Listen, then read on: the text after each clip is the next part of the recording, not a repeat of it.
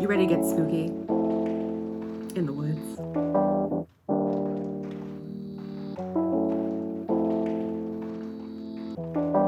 Hello friends and welcome back to my channel. My name is Katie and I am doing a little experiment where I'm going to be writing a book entirely online. Entirely on the internet, entirely for you. I'll be sharing every single aspect of the project. Last week, we came up with the concept, which if you haven't seen, the video will be linked. Today, we have an area of focus, which is setting, the aesthetic, the vibe. We decided at the end of our last video that we're gonna be doing Appalachia for Appalachia?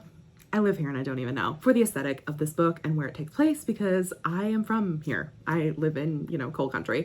There's some necromancers in the woods. I know there is. I will say, do not worry, do not fear. And also, if you're thinking about it, please don't put it in the comments. Anything about Native American spiritualism, I know that that does kind of run rampant around here. Hi, super quick editor's note here because I didn't mention this or explain this well in my video at all or in this introduction, but I'm not saying that Native American folklore is running rampant. I'm talking about like white people talking about those creatures kind of runs rampant sometimes around these areas. And obviously I'm not Native, so I'm not going to be writing those stories or talking about that. That is mostly what I mean in this. I just did not explain it very well, so I just wanted to clarify in this little editor's note because I didn't explain it very well and I wanted to make sure that there was clarity there. So yeah, still the sentiment goes, don't talk about it in my comments. Thanks. But we will not be having any mention of the creatures you can't say the name of, okay? So just, if you say that, I'll delete your comment. Simple as that. We're having a fun, silly, goofy time with a throuple, with a witch, a medium, and a dead person, with a ghost, if you will. And that's what we're gonna be doing today. We're gonna be making a Pinterest board, so you're gonna be feeling that. We do have a friend with me. I have Devesha here helping me come up with things, coming up with the vibes. We're gonna be brainstorming, talking. Again, this is super loose and kind of seeing where it's going. Again, if you have anything that you want me to add, you can add down below. Follow me on all my socials, and also my very good friend Wallis, who also wrote a witch book, which I think y'all will very much enjoy. It's campy, it inspired this project, and that is A Dark Cheater Magic. You should go pre-order. There is special boxes as well that she signed. Go pre-order them now. I'm watching you. Go do it. Pause the video, go do it, come back. Do not pass go if you don't do that, okay? Let's talk POVs. Uh-oh. Single, dual, quadruple. No, that's No. not what I was looking for. No. No. I was looking for the word for three, but I couldn't find it. I think either single or three, because I can't do both. I can't do two and then not have the third one. That feels weird to me. What was it like in Evocation? Did they have 3 point of views? It did, yeah. I had all three. Oh, I love that. Hell is real. It's so weird seeing these photos and being like, I know I haven't been there, but like I've been there. Like I know her. So I'm trying to think about who would the villain be. Like maybe it's, because it wouldn't be her coven. The church. The church is always the villain. I mean, that's kind of what I was thinking as I pin another church-related one. I was also thinking, what if the medium is from a religious family, like a Uber church supporting. The angst that could come from that too, because imagine that the medium like had exorcisms done on them. Yes. Hold on, must write down who all, I mean, that's double trouble, because not only are they still a medium, they're also in a gay throuple. I'm also thinking it would be woman throuple. Yeah, that's it. I kind of want someone to live in a graveyard. Oh, that's fun. Oh, what if the family like lived in the mausoleum? Like it's a Which family? The necromancer. Sweet. Like the mausoleum is super run down, so nobody goes there. Maybe they don't live there. Like that's where their coven convenes. Where the coven convenes. A little witchy bunker Yeah. under a mausoleum. Oh my. Yes. You understand. You get the vision. You do. It's the vision. I'm seeing it. Oh my god. And then who's the partner? Oh my god. That's the only thing we haven't figured out is who the fuck is the partner? Like, what is she just a normal woman? Or is she also someone funny? The aesthetic, the vibe, it's coming. Ooh, there's gotta be familiars. Oh, absolutely. I'm imagining a crow. There's so many fucking crows around here. A stealing crow. I've always wanted to write a crow who like just loves to steal shit.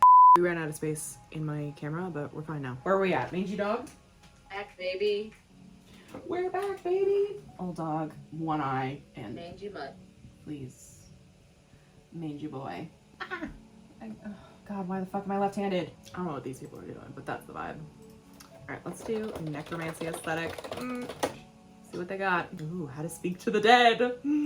Oh, little crow. Look at the little Little friend. little crow friend. Oh my god, the purest form of love is necromancy. You love them so dearly, you literally cannot live without them. You need them so badly, you resort to staining your very soul to get them home. Oh, necrobotany? Oh. Ooh. Ooh, now I'm like thinking about all the different kinds of necromancy you can have and like people specialize. General etiquette for working on the dead. Do you follow or do you know of the Bone Lady on TikTok? No. Who's the Bone Lady? The Bone Lady is a witch. I'm pretty sure she identifies as a witch. I don't know. Okay. But she does osteomancy.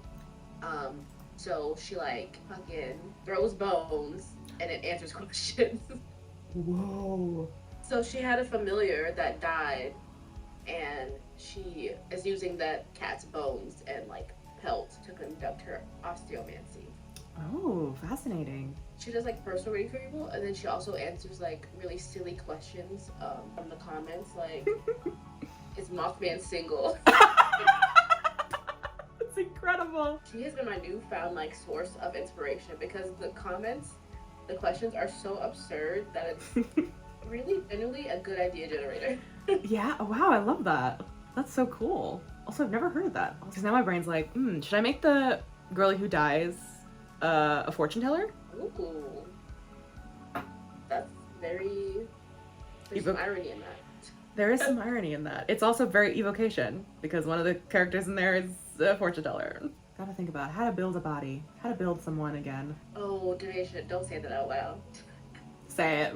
Tell me. My brain went, book 2, now that the spouse is back in her body, she's also inhabiting it with something else.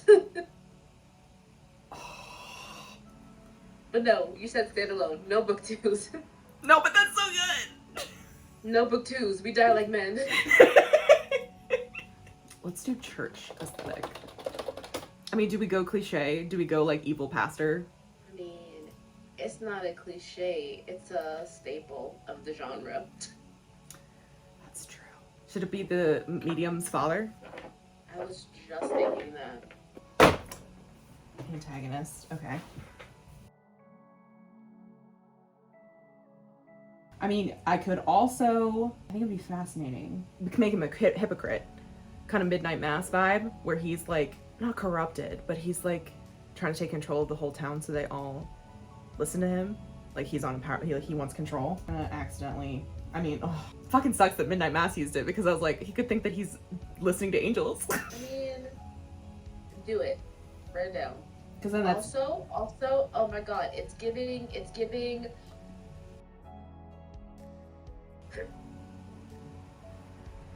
It is! I have a one-trick pony! I have one idea! I have a singular idea! I just keep doing it over and over again.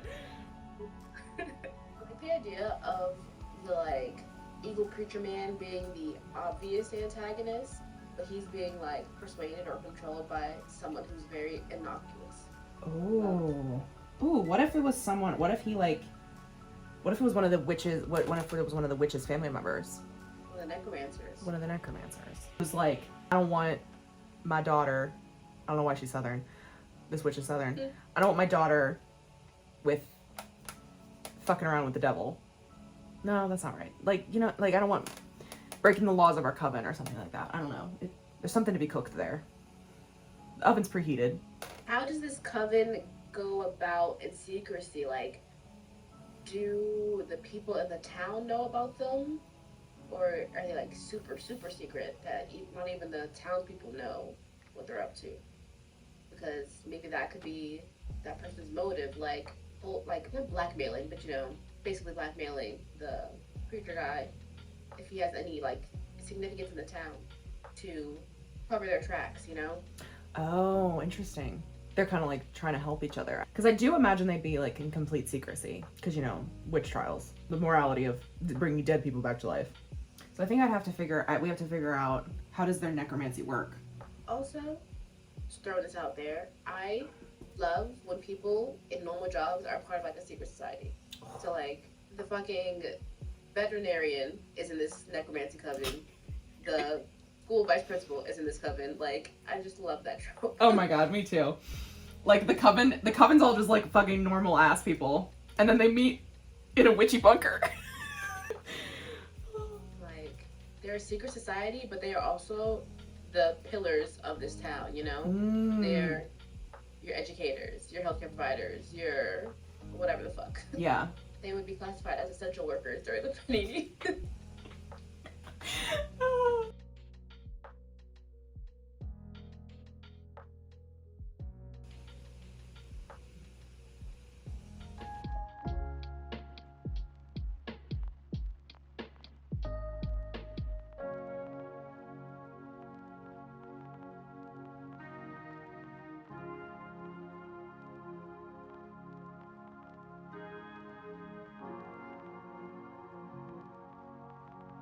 I was thinking about why do they practice necromancy? Like, what is the goal? What is the, like, attempts? Like, why here in this town, and why, like, are they bringing, because they're not bringing people back, because if they would, that'd make the plot too easy, because then you could just bring the girlie back. And so I was thinking maybe their necromancy, as in, like, obviously they can control the dead, so if, like, zombies start popping up, they can take them down and, like revert, like, take that away, and, like, maybe there's, like, something like dark and evil in the mines that was unleashed when the town started mining for coal in the mountains. Dark devils in the mountains, because the mountains are older than bones. So, like, either they could, like, and, like, maybe that's part of the, like, conflict between the medium and the witch and the necromancer, is because the necromancers literally just destroy the bodies and, like, destroy the souls, and, like, the people who are in the bodies, like, they're gone. Like, they're no longer, they're not helped pass on, because they're not mediums, they're necromancers. So there's, like, a moral quandary there. Or the necromancers, I guess they could do both. It'd be kind of interesting if the necromancers, like, took people's bodies and, like, used them to feed the beast that is inside, that was awoken. Ooh, yeah. So, like, one of, like, the people, like, the high people is like, oh, and that would make sense of why the church is so important, because they want people to bury their dead instead of cremate them, because necromancers use the dead bodies as, like, and give them over to satiate the, like, devil in the mountain. So maybe that's why the witch is ostracized from her coven, because they don't really bring people back, and that's what she wants to do. Yeah, oh my god. Yes, you just nailed it on the head. And that's why she can't, that's why it's going to be difficult to try to figure out how to actually bring somebody back, because that's truly the necromancy. And that's why she needs a medium. Plot, baby. The other thought I had was, I think it'd be funny to have a montage where the protagonists talk about ways to bring the ghost back into the body. And it's like, make a deal with the demon, inhabit someone else's body, build a new body, blah, blah. And they kind of realize that, like, they need to figure this out. And how do they stop her from coming back wrong? And there's a time crunch, because obviously her real body is rotting, and maybe there's, like, a force that's, like, tugging her into the afterlife, because so, like, she literally does not have enough time to be on the earth, or else she'll fade away. That's the time crunch problem. On top of now, we have something dark in the mountains, which I don't think they're actually going to be able to solve, because it's human greed that created it. They dug too deep. It's very Minds of Moria, you know, woke something in the deep. What was that hint about necroherbology? Mm-hmm. I think that's kind of maybe also as a result of whatever's coming up from the mines, like the land is dying. They're not as man isn't as fertile as it once used to be. So I don't know. It's very metaphorical. Yeah, like, they think that by, like, feeding the beast, like the devil that's inside the mountain, like people, and, like, being so unethical with it, that it's helping it, but it's actually helping it grow stronger. Whereas, like, you know, they have to fix the actual root of the problem. I also like that this is the story of, yeah, there's this world-ending thing that's happening over here, but I don't give a fuck. This is a romance. This is a romance. This, I'm just trying to get my girl back. I'm trying to get my wife back. That's my wife, okay? Necromancy. Undead skeletons being supported by plant fibers to make up for missing muscles and limitants, so they can run instead of shamble. That's hate that. Hate that. Turning skeletons into multi-limbed monstrosities with vine arms, or piecing together bones and limbs with vines to make fleshier monsters. Adding thorns or huge fleetus flytraps or poison onto minions. Undead exploding into petals and leaves like a smokescreen, or infecting opponents with disease from pollen, suffocating opponents from the stench of rotten minions and corpse flowers. Ooh. I feel like there's also a metaphor in here about, like, or like something that could be pulled from, because there's a big opioid crisis happening in Appalachia. So I feel like there's something there too, but I don't know what it is. If you know, let me know. Themes are theming. The themes are theming. Like, damn, is this actually becoming like a book? Oh, and then my other question, my brain's going a million miles a minute, is how did the partner die? Did someone murder her? Was it an accident? Does she think it's an accident, but it was actually a murder? Do they think it was a murder, but it was actually an accident? I love that. They're trying to stop this murder, and it's just like, it comes out at the end, it's like, no, bitch. It was an accident. I just didn't have my EpiPen on me.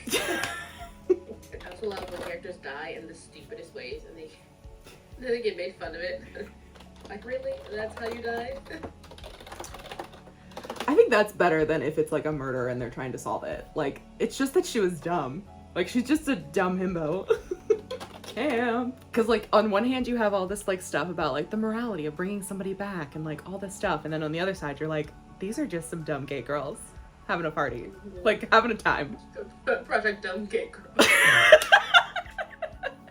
Oh, I feel like there's also, like, a body autonomy theme going on here. So true. Also, throw this out here, my little tidbit. I would like to see a scarecrow that's actually the skeleton of somebody's ancestor or something.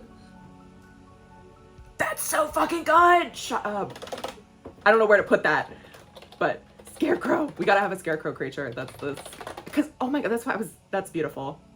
You, like, kind of, because I was thinking about, like, having ancestors in some way, or like have some of the characters like actually be dead people, and like they're like wrong, but like funny wrong.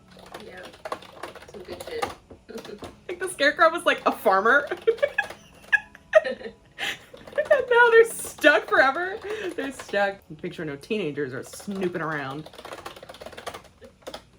I can't spell. That's okay. I'm always amazed when I can spell mausoleum correctly the first time. I don't think I've ever done that once in my entire life, so I'm impressed. Oh, hi. Scarecrow. Old mangy dog. Kleptomaniac crow. You reached the camp. This is the camp portion of the document. I'm obsessed. Someone's trying to leave. Don't know why, but he's trying to leave.